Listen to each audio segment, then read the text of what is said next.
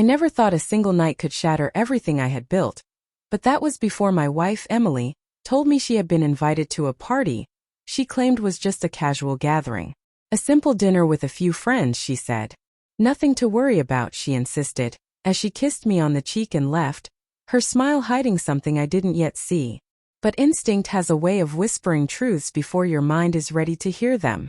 Something about the way she left, the hesitation, the glance over her shoulder, set a knot in my stomach that wouldn't go away. I spent the evening pacing in our apartment pretending to work, checking my phone every few minutes, telling myself I was being paranoid. Emily's life had been filled with friends, colleagues, and a social circle I trusted, or at least thought I trusted. But the nagging feeling kept returning. The casual smile she had given me didn't match the tension in her eyes. The day had been normal. We had laughed over breakfast, joked about our neighbor's cat, and discussed weekend plans. Nothing hinted at the storm about to hit. Around midnight, I received a message. Emily was at the party, she said. The text was simple, almost careless, but it carried a subtle edge I couldn't ignore. My mind raced trying to picture the scene. A room full of people, men laughing, drinks in hand, while she was somewhere in the center of it all.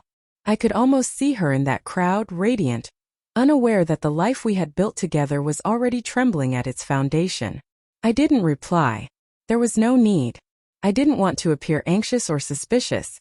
I wanted to see what would unfold, and instinctively, I knew she had already crossed a line she couldn't come back from. As the night wore on, I tried to stay busy. I replayed moments from the past weeks. The small lies about work, the sudden late nights, the subtle avoidance whenever I asked about her plans.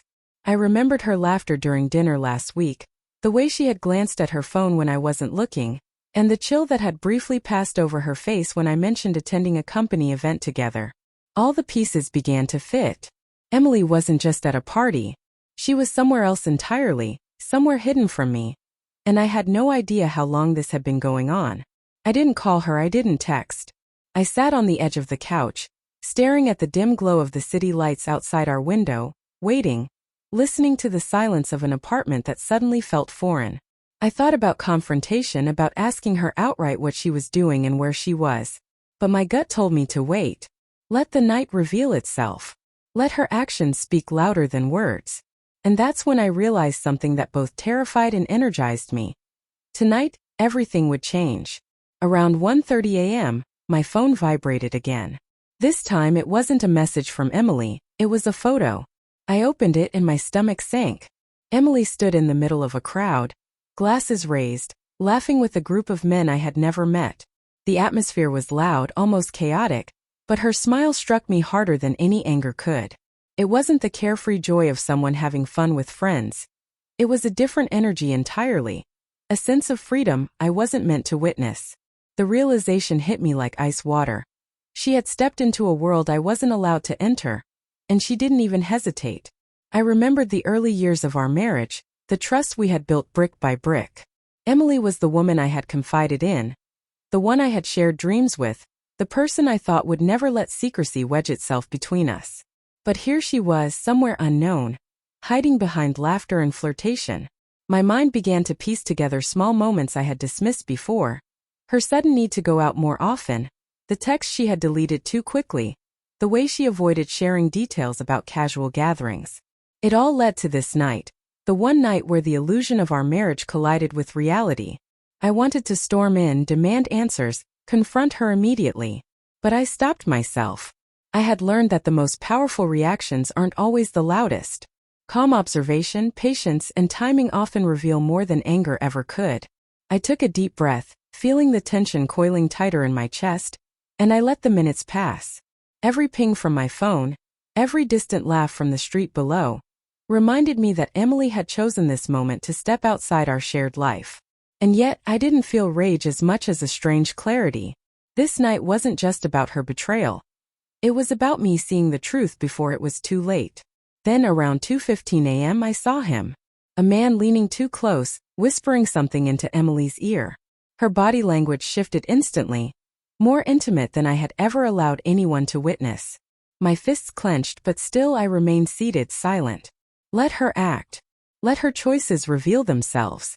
I realized that for months, maybe even years, I had been trying to protect her from consequences, trying to rationalize little signs that now, in hindsight, were screams I had ignored. I stayed there watching the photos roll in, each one a piece of the puzzle. The laughter, the glasses of wine, the flirtatious glances. This wasn't an isolated slip. This was a pattern, a choice she had made, consciously stepping into a world where our marriage didn't exist. And yet, amidst the sting of betrayal, there was a strange sense of power I hadn't expected. I knew the night would not end with me lost or broken. I had time, I had clarity, and I had the advantage of seeing her for who she truly was when the mask fell. By 3 a.m., I knew I had to make my move, but not in the way she might expect. I didn't rush over, I didn't call, I didn't send frantic messages. Instead, I let the truth speak for itself. I had arranged for someone to subtly track her location, not out of obsession, but to witness the reality she was creating. As the night unfolded, the pictures and updates painted a story I could no longer ignore. Emily wasn't just mingling, she was actively seeking attention, laughing at jokes meant to impress, leaning closer to men who were clearly intrigued by her presence. The turning point came around 4 a.m. A video arrived, a brief clip of Emily on a balcony, laughing and whispering to a man whose hand rested on her back. My heart tightened, but my mind was sharper than ever. I realized that this was the moment our lives pivoted. Everything we had built, trust, love, shared plans, was no longer hers to manipulate or hide. And as clarity settled over me, I understood something vital. My reaction, calm and deliberate, would determine the outcome, not panic or anger. I waited until dawn. By the time Emily returned home, disheveled but smiling as if nothing had happened, I was ready. I didn't confront her immediately. I made breakfast, poured coffee, and acted as though the night had been ordinary. But when she leaned in, expecting casual conversation, I gave her a look. A quiet, unyielding gaze that carried the weight of every photo, every whisper, every moment she had chosen to betray our life. Silence stretched in the room, thick and heavy, until she finally asked, almost nervously, "Why are you staring at me like that?" That was when I spoke, calm but unshakable. "Emily, I know where you were last night and who you were with."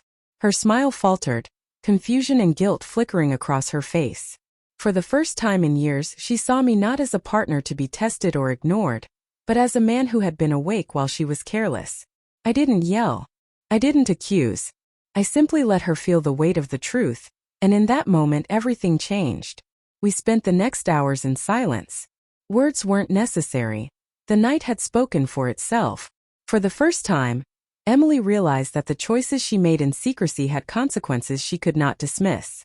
And I realized that trust, once broken, cannot be mended with apologies alone. It requires clarity, boundaries, and an unflinching understanding of who we are, and who we allow in our lives. That night marked the end of illusions and the beginning of a truth I would never ignore again. By morning, I had decided what our marriage would look like from that point forward. The secrecy was over, the pretenses dismantled. Emily's world and mine no longer overlapped in the ways they once had, and for the first time in years, I felt a quiet, unwavering control over my own life.